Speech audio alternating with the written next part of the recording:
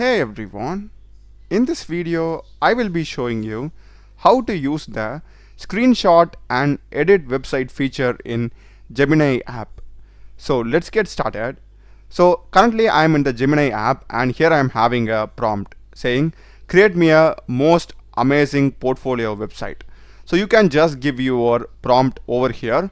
So let me explain you how this feature works, okay?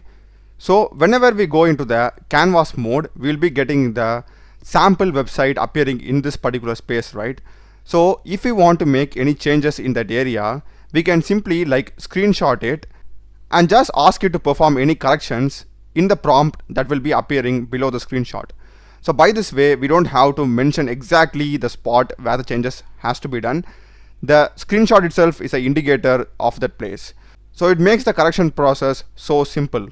Once you have done that, just go to tools and select canvas so that we are automatically getting the output of this inside the app itself.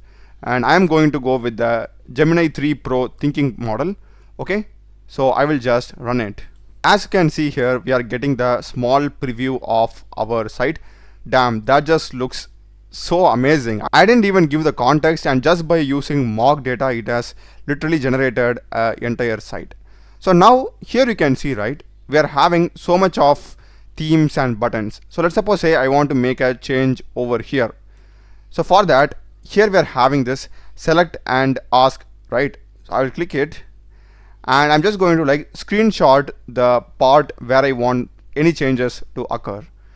So I will just click here and do this, and I'll just say change the color to red.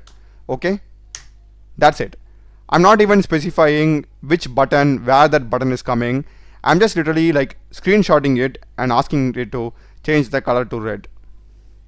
So as you can see here, it has literally changed the color to red. So in case if this feature wasn't there, I need to specify, hey, you need to change the view work button to this color. So by this way, it also improves the efficiency and it is much more comfortable than writing an entire prompt. I feel this way is much more efficient and easy. So you can just try this feature out, guys. That's the thing that I wanted to share through this video. Do check the playlist of my channel. There are a lot of videos in programming and AI tools. Subscribe me. Thanks for watching.